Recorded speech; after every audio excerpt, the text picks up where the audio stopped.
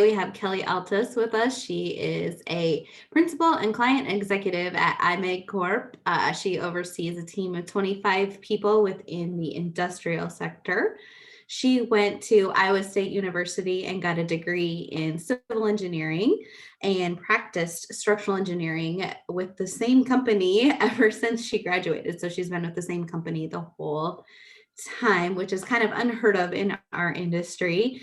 And so Kelly and I are about exactly the same age, same background as far as our degree and kind of what we went to pursue straight out of college. I would say now it's a little bit different kind of what we do, but also similar in very many ways too, I guess. So Kelly has also won the 40 Under 40 award for a couple of national magazines, the Building and Design and Construction magazine, and also the Consulting and Specifying Engineering magazine. Is that right?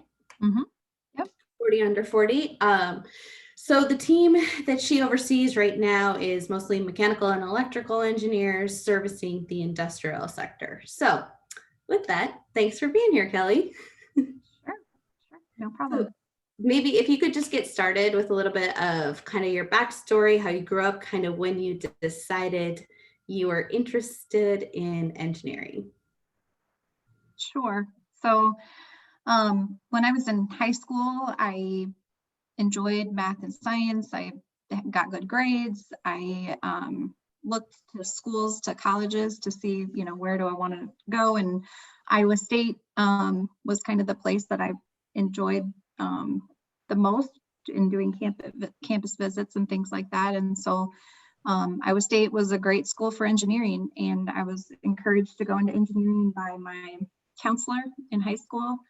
And of course, my parents were huge supporters. They are of the opinion that you can do pretty much anything you want to, anything you can put your mind to, you can get done. So went to Iowa State for engineering. I went with 4 other high school colleagues or people that graduated with me from high school, 4 other men. I was the only female. There was 5 of us that went into engineering, and I was the only one that graduated. So that was like a big accomplishment. The other 4 graduated, just not with engineering degrees. And so that kind of got my career started off, but when I entered college, I didn't know what kind of engineering I wanted to do. I picked civil just because I was like, oh, bridges, that looks cool, but I really didn't understand. When I started taking classes, I enjoyed it a lot. And so I was like, okay, well, I think I'm just going to stick with civil. Did a couple of internships, worked for a construction company for a couple of summers, and decided that construction really wasn't for me. So rough job, a lot of hours, a lot of stress. And I thought that I would much rather go into consulting so that I could work more on the design side and be more office-based and more on the creative end of things rather than the actual execution. And so finally, by my senior year, I decided that I wanted to do structural consulting. I had a capstone class where we got to try out different types of civil engineering, and structural was really the one that I gravitated to. So that kind of sealed the deal. And I looked for jobs, structural consulting jobs, had a few job offers to choose from, and ended up at my current firm back in 2001.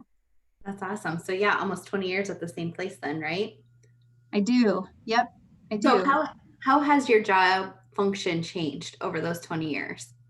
It's changed quite a bit. So I started out as a structural engineer, working, doing design, calculations, documentation, markups on drawings, working with a team, and being mentored by other senior structural engineers. As I went through my career, I seemed to pick up a group of industrial type clients. So these would be clients that are manufacturing or packaging or making a product. And I drew a lot of satisfaction from working with that client base. It was direct to client. It wasn't necessarily through an architect. a lot of structural engineers work through architects. I mean, I would say that's probably more common. But I enjoyed more the direct to owner work because I felt like there's a lot of accountability associated with it, but you also have a lot of flexibility to set your, project schedule, project budgets, do a lot of that work direct to client where you aren't necessarily going through another entity. And in doing so, I was able to pull in even more disciplines. So rather than just doing structural, we would end up doing structural, mechanical, electrical. Sometimes I'd have to hire an architect as a subconsultant. Sometimes I'd have to hire a process engineer. I just enjoyed leading in that aspect as opposed to being a subconsultant, and found some success in it. So in 2018, then there was an opportunity for me to be able to lead a team that did primarily industrial type work. Happened to be an MEP team.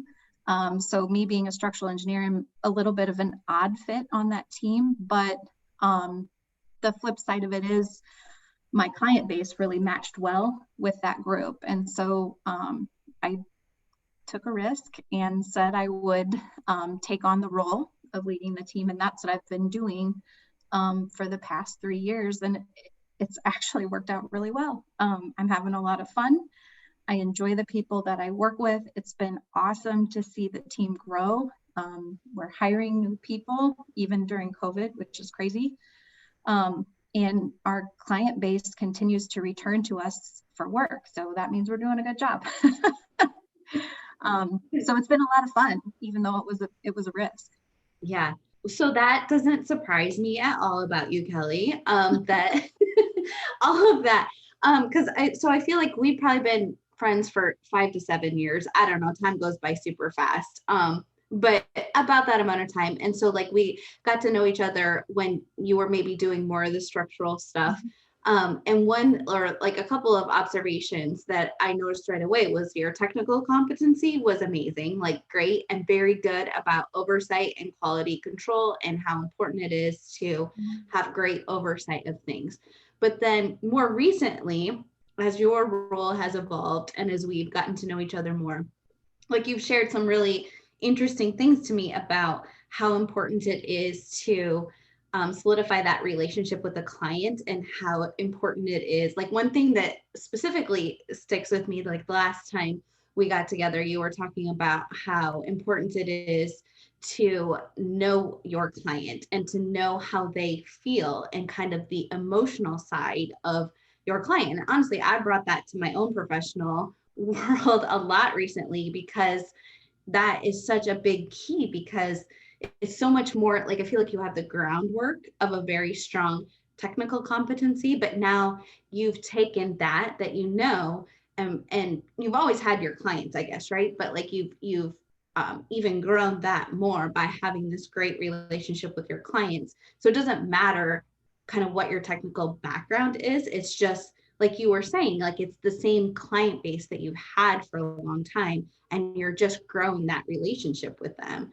So what would be like for someone else in the consulting world, so structural engineers or mechanical, electrical, what would be some advice that you would give them for maintaining or growing that relationship with a client? That's a good question. I think that getting to know your clients to the point where they're like your friends. I mean, to me, that makes work not seem like work. And especially in the AEC world, architectural engineering construction, things can get contentious, they can get adversarial. If we can get a team of, engineer, contractor, architect, if needed, owner, to the point where they are friends and will actually back each other up and cover each other as needed. Those are some of the most successful projects. It's, I think, difficult to achieve that level of camaraderie unless you have kind of like same team working together. And so that's something that we really strive for at IMEG, is to get the same group of people working together on multiple projects, because then you can build those strong relationships. You can look at your owner's position and say, what can I do to help them out, to make them shine, to make them their projects successful, as opposed to, I'm just going to provide you here's some structural engineering, here's some technical information that you hired me to provide. That's not really consulting in my mind. That's, the technical piece, while it's important, and can require a tremendous amount of creativity and originality, at the end of the day, the calculations that you run are not what your client is really paying for. Right. What they're paying for is somebody to look out for them, to advise them, to be that trusted partner that is going to look out for them to ensure project success. And their expectation is higher than that, right? So like technical competency is the benchmark lowest level. They expect that. That's expected. We expect it of ourselves. Our clients expect that. That's a given. And like they want something more than that, just like you're saying, like an enhanced, like a relationship, and to trust, and to be able to do things differently, more efficiently, like to be innovative, right? Absolutely. Absolutely. That's the differentiator, right? I mean, you can't walk into a client and say, I'm going to give you a bunch of foundation calculations so you can go build a foundation for your building. Like, that's important, but it's not like what they care about. What they care about is that they end up making money in the end, because you've built this new process or this new building for them to house the process, that they can make a product that then will turn a profit. And so if you can always keep that in mind, like, what's the big picture? What's the end goal? What is success in the client's mind? And form your decision-making process based on that information, as opposed to, okay, I have to come up with the most cost-effective, concrete design. Well, that might work and be the best thing from a structural standpoint, but maybe you now cost a bunch of money to the mechanical or the electrical or the owner because of this decision that you made. So you have to have a more global perspective when you're looking at solutions.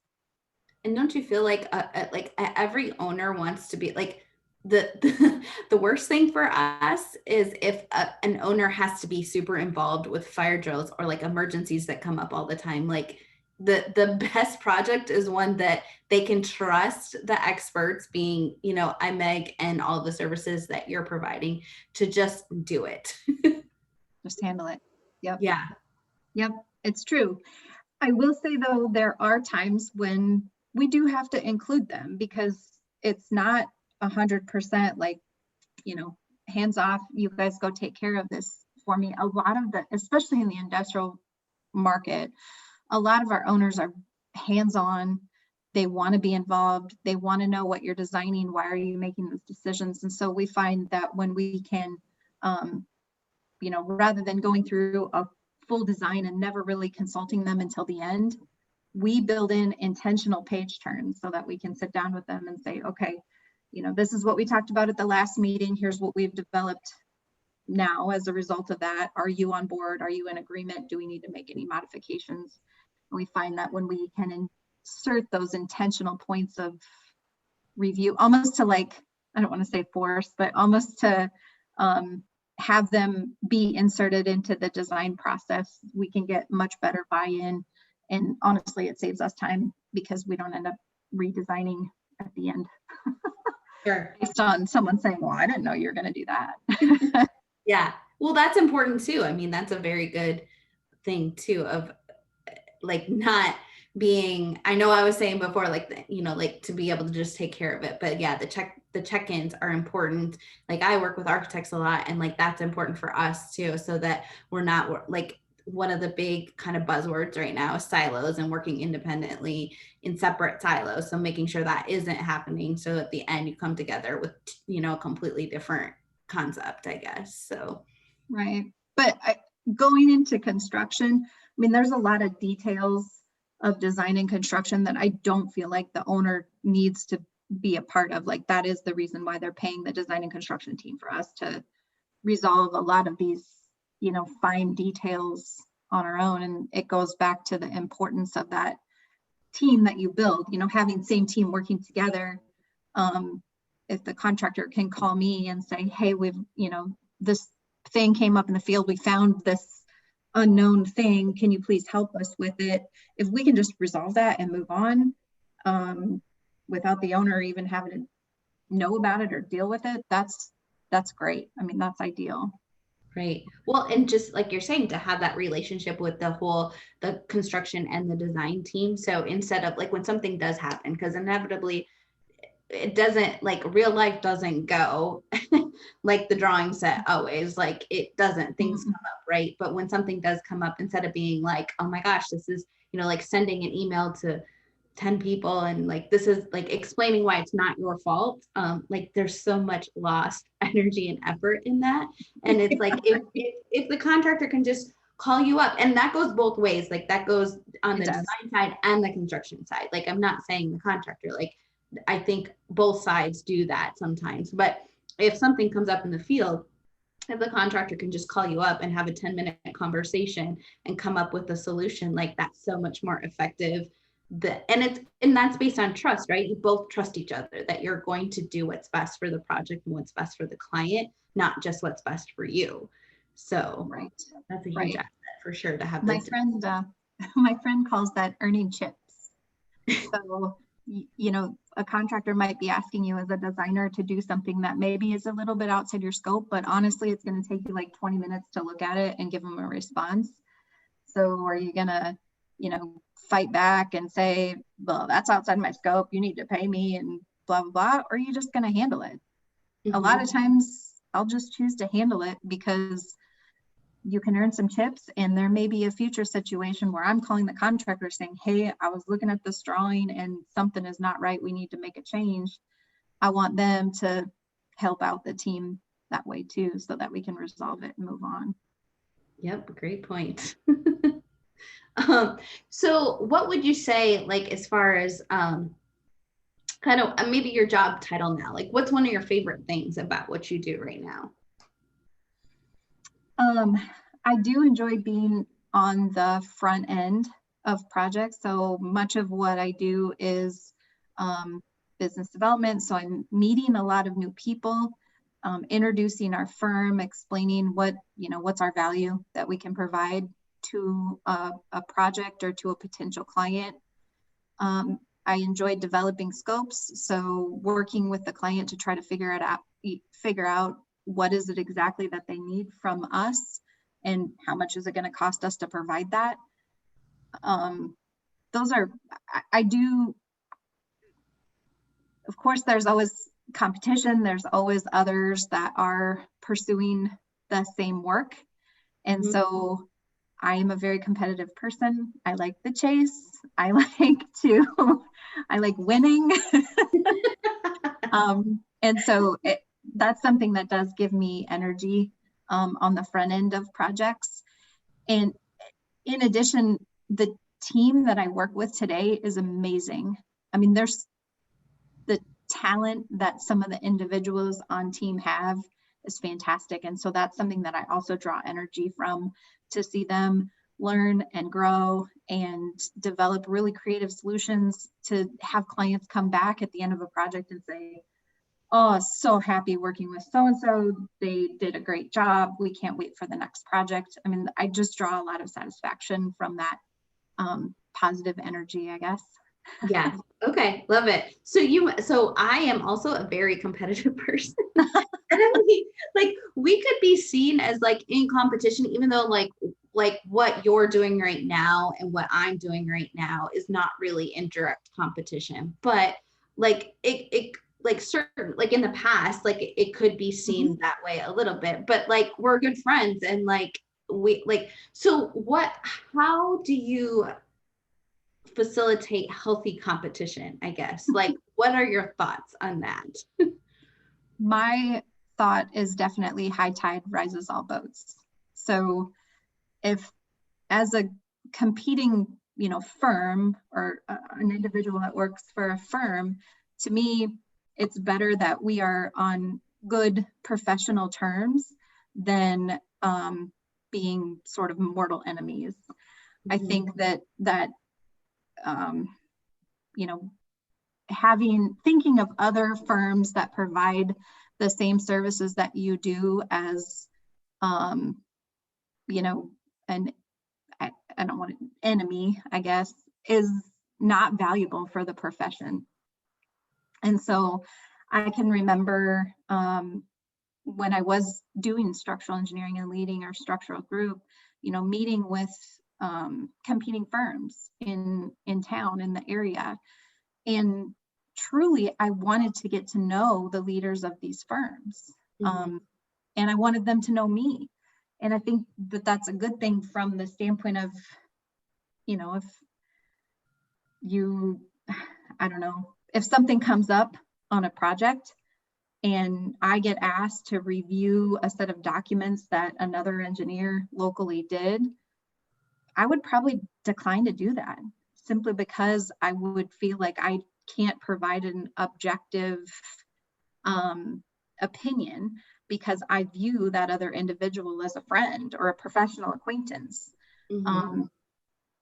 So I think keeping that sort of professional friendship among competing firms is actually a really positive thing for the industry and for engineering in general.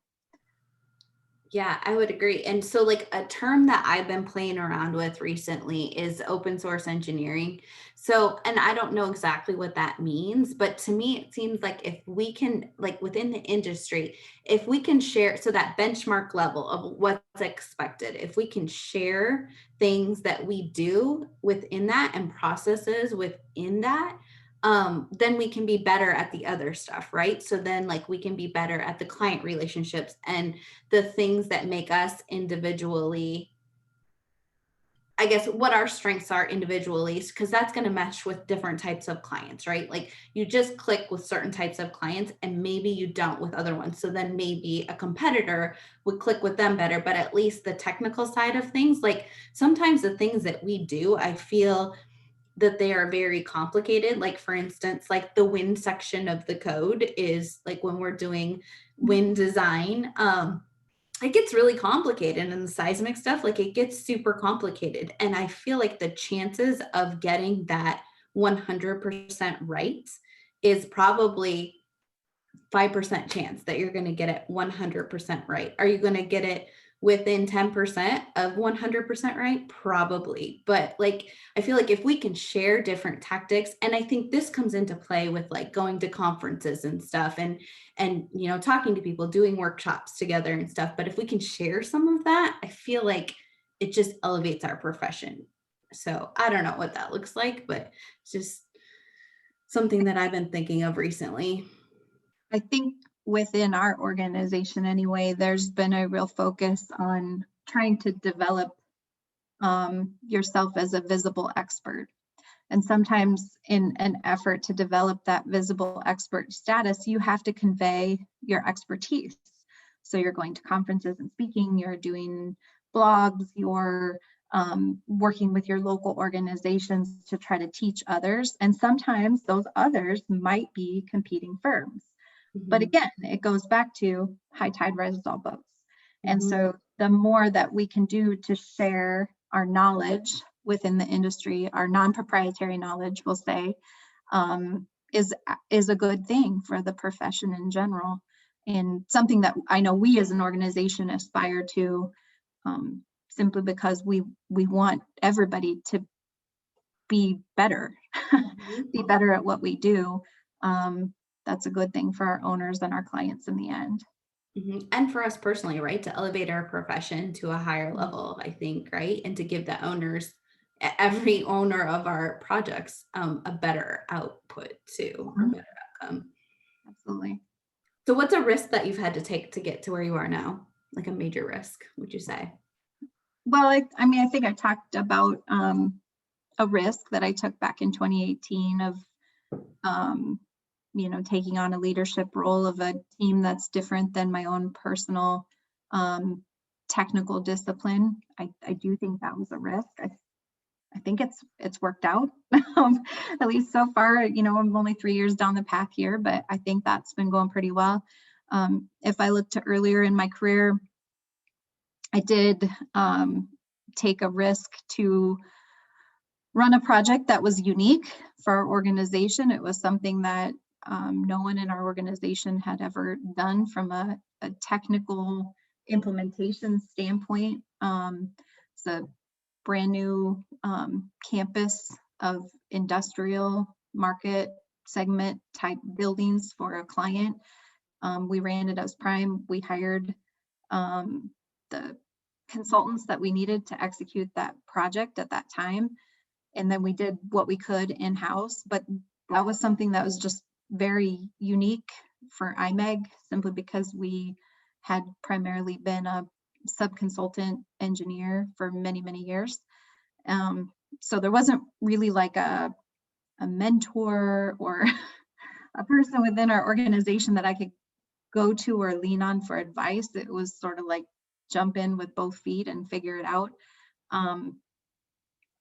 And it did. And the project got built, and the client was very happy. We're still working with that client many years later. But it certainly wasn't anything that I was really comfortable doing when I started. And I think, you talk about your podcast here as one that you hope that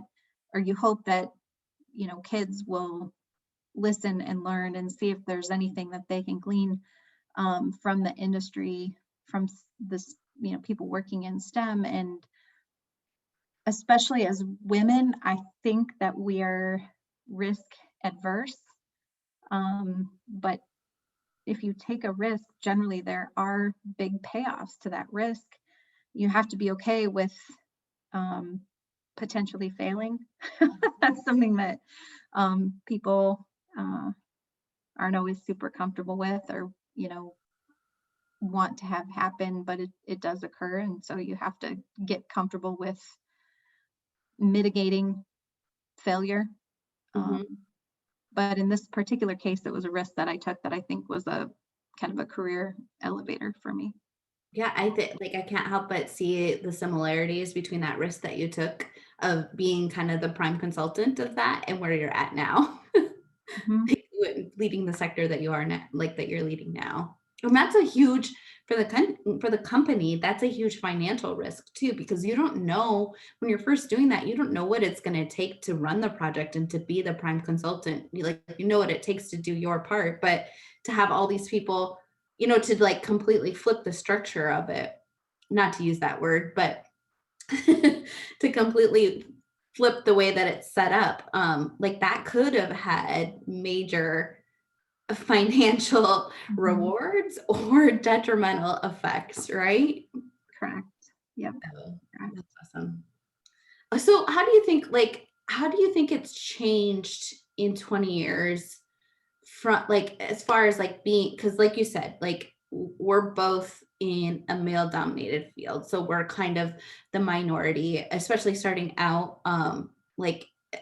There was a lot of times we go into conference rooms and it would just, we would be the only female. So how do you think it has changed in the last 20 years, in the industry, as far as being female?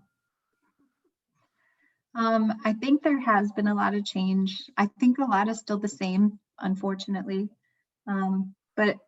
So let's start out with the things that have changed. So when I was hired in 2001, I was one of the, there weren't very many female engineers working for the company.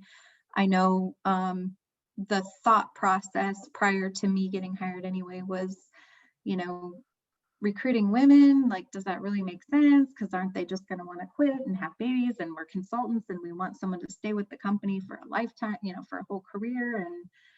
And I think that thought process changed a lot when we ended up changing presidents, just changing leadership.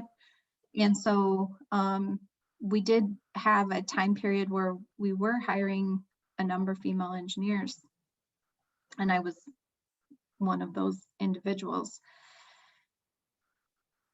As time went on, I think the company realized, and this happened to me too, that people go through different seasons of life. And, for me personally, my season was I started having kids, and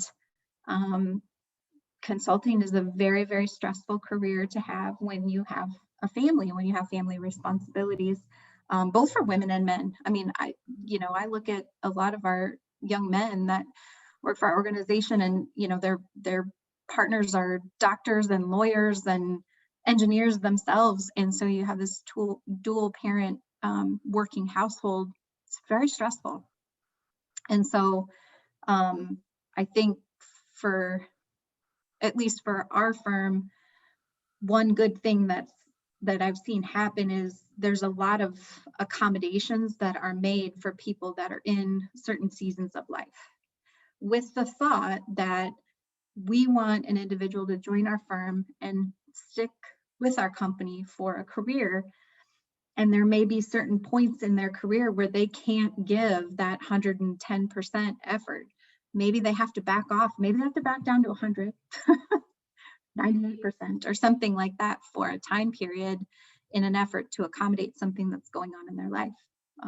Might have to take care of an elderly parent, might be young children situation, might be a spouse or personal health issues or whatever the case. But for someone that's a rock star, really great team member that is technically competent and that our clients love, I've seen the company do a lot of gymnastics to support those individuals, to ensure that they don't leave because the company can't be flexible. Mm-hmm. So I think that level of flexibility has increased over time, from a company standpoint on, how we do our HR policies, but also just our general culture and the acceptance of people needing a period of time where they can't go gung-ho and be 100%, work all the time. Mm-hmm. I think that also ties into kind of something you said before we started recording, was about, how you get to know your employee, or, the people that are working under you, and how important it is to know what your clients as well. Like we talked about that a little bit, but both clients and employees, how important it is to know the personal side of them. And I think doing that, by IMEG doing that, like they're investing in that person, and that person, once they're out of that season where they have to retract a little bit, like they're going to be more motivated to give even more than they would have on a normal day, right? Absolutely. Yeah. I mean, it happened to me that way. After I had my first son, very scary and stressful, and I talked to my mom and said, "Mom, I think I'm going to quit. I just can't do it all. You told me I could do anything I put my mind to, but my mind is melting down. My mental health is not in a good place right now. I think something's got to give, and I think I'm just going to resign." And my mom said, "Well, before you go and resign, why don't you just talk to your company about trying out part-time, maybe just working a few days a week or scaling back on your project load? Why don't you talk to them to see if they would accept something like that first? Try out staying at home and see what you think first before you just go all in with, I'm quitting, I'm gonna stay home." And that's what I did. And thank goodness I did it that way, because, I am a much better mom when I'm working. That's Yeah. just the way it is. And so having that opportunity to be able to scale back and do part-time for 2 years, I think re-energized me. It made it so that I could come back and give, 100% of myself again. Mhm. Gosh, I wish we could offer that to everything. I mean, we seem to do it for, team members that are in childcare situations, or if they have to take care of an elderly parent.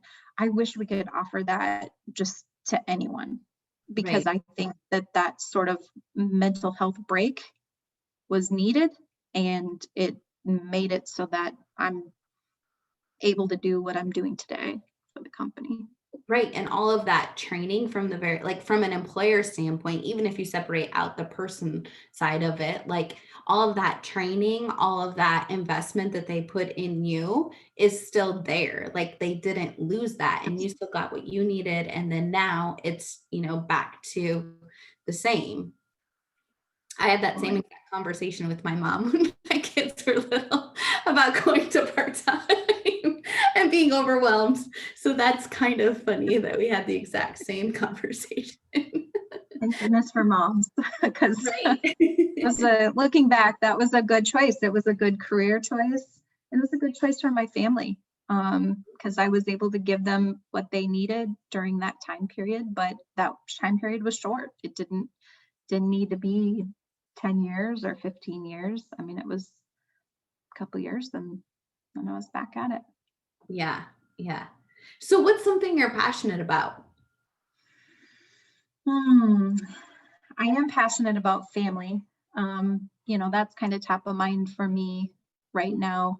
I love what I'm doing work wise, but I got to tell you, there's a lot of times in my life where I put work first. I chose work over my family. And I would say at this point in time, I choose family over work. When the kids have soccer games or other activities that they're doing, I want to be there. I want to be a part of that.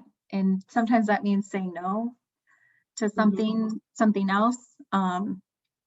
But I think that is a passion of mine at this point in time anyway, is spending as much time as I can with them. They're great.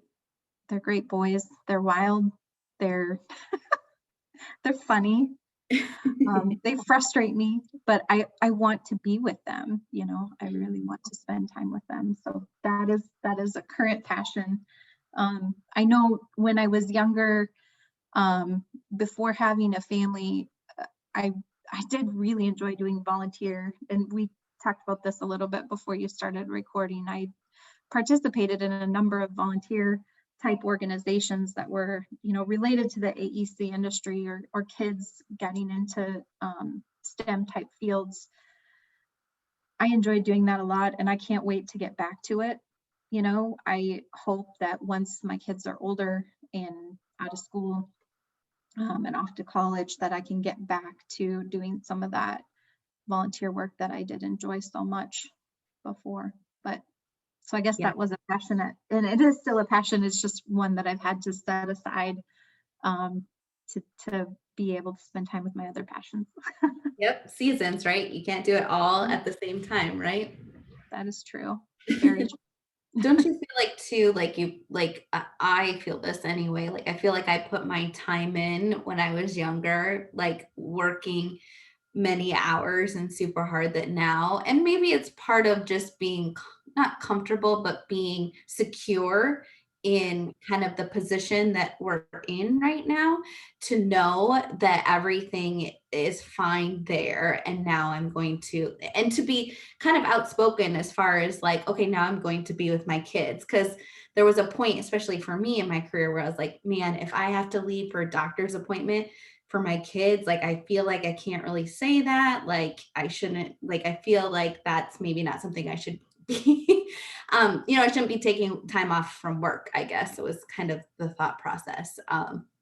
Not that that was the right thought process then, but I feel like now just being secure in the position of kind of where we're at, like it's okay that we do that and we know that that's where we need to be. The kids. Yes, I agree with that 100%. I can remember being very self-conscious about that sort of stuff, earlier in my career, and I think that it's it's probably a confidence thing. you know um, I am more confident in what I do today, both as a mom and working for my organization, than I was 10 years ago or 15 years ago. um, it I do recall times where I would stay at work or continue working on something when I probably should have gone home to, make supper or whatever the case might be. I think what fueled that is my desire for competition. So my desire to always be doing things one step ahead of my peers. Mm-hmm. It was also the feeling like people are watching. Everybody's watching, everybody's waiting to see, oh, what's the female engineer going to do? That kind of stuff. And it's, I look back on it now and I'm like, man, that was not necessary. It really wasn't, and I'm glad that today I feel way more comfortable in what I'm doing on a daily basis, that,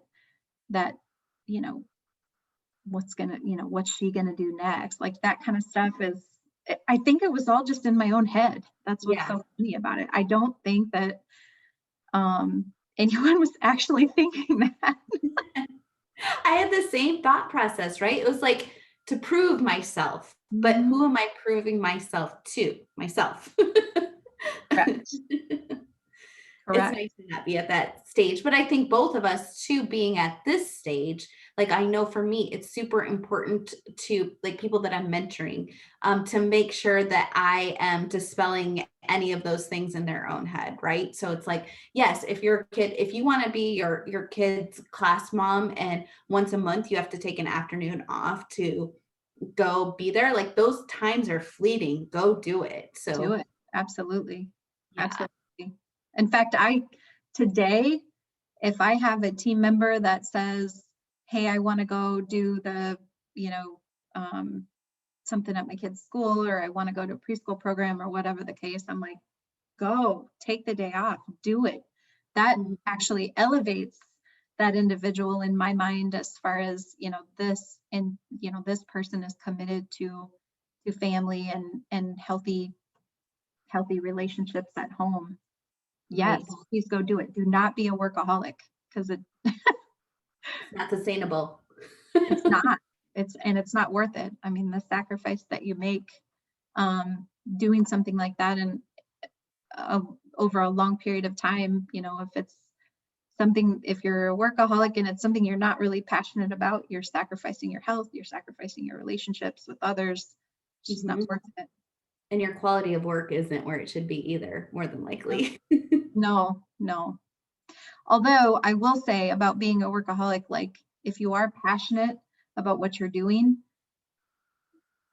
it's really easy to fall into the workaholic category. Yeah, It's but maybe a little bit like a drug. yeah, yes, especially when you're feeling successful. When you're winning, then it's like, oh, I want to do that more. Yes, exactly, kind of like a drug. I mean, it's really no different than any other addiction you might have. So that is something that I've had to manage over time. Mhm. I do really enjoy what I do, and I could do it 100 hours a week. I mean, there's always work there, and there could Yeah. always be more, but you do have to step back and say, okay, what's really important? Mhm. Is it really necessary that I answer that one last email? Like, Yeah. So are you familiar with the Enneagram? what is it? The Enneagram? It's like there's 9 different types. It's like a personality type test, but there's one that's tied to achievement and performance, that I could relate to. So I'm just noticing some of the same tendencies. So At work, we do the Clifton Strengths Finder. sure. I Okay. don't know if you've done that or not, where you come up with like your top 5 strengths. Yeah, I think I have. I don't remember what they are though. I think my first one is achiever. Okay. I brought that home to my husband and he's like, oh, now things make sense. That's funny. I unload the dishwasher and he's like, great job, Kelly. Thanks for unloading the dishwasher. You're like, put the trophy up in the case, please. Okay, well, I think we're going to end with some rapid fire questions. Are you ready? Okay. Okay, we'll start off easy. Okay, favorite restaurant? That's supposed to be easy, huh? I haven't Yeah. been to a restaurant in so long. True. True, in the old days. Probably the Flying Mango. Okay, I haven't been there. Okay, Oh, it's really good. is Gotta it? go. If they're still open. Yeah, in 6 months when we can leave the house. Yeah. Okay, our last TV show that you've watched. Oh gosh, this is embarrassing. It's Marrying Millions. Okay, I binge watched season 1 and season 2. is that good? Yeah, it's reality TV. So Right. that's why it's embarrassing because it's like, oh gosh. Guilty pleasure. You got to swing the pendulum, like super complicated engineering to Real Housewives or Marrying a Billionaire. Exactly right. Okay, favorite podcast that you listen to on a regular basis? Dave Ramsey. Okay, good one. Okay, favorite drink? Manhattan. Manhattan. Nice. I would not have expected that one. Nice. Okay. Favorite way to spend a Saturday? Saturdays with family. We would ideally be going and doing something together as a group. Maybe it's golfing or I don't know, going up to Boone skiing or taking my kids to soccer game or something like that. Love it. Okay, least favorite home ownership task? Ugh, all of them. Okay, check all of the above. Any kind of house cleaning, vacuuming, cleaning bathrooms, dishes, all of Yeah. it. I hate it. Okay, makes sense. Okay, so the last one is a multiple choice question. So when you're driving, is it silent, loud music, singing to the music, or loud music, singing and dancing? Definitely loud music. Right. Okay, well, that's all I have. I do want to say, like, I have really admired just the way that you go about business. Like, I feel like Aw. you are different in the engineering world, and I just really value our friendship. It's really nice to get together and we can immediately go into the weeds of structural engineering and about client relationships. And I feel like you elevate me to be a better engineer, and that is super appreciative, or I'm super appreciative of that. So anyway, thank you for doing this little bit, and thanks for being my friend. Well, likewise, I've enjoyed getting to know you too. And I will say, you have done the thing that I never had the confidence to do. You know, you run your own business, you set your own schedule, you do your own thing, and you've been very successful at it from my perspective. So thank you for showing me that as well. Yeah, well, thanks. Thanks for the compliment.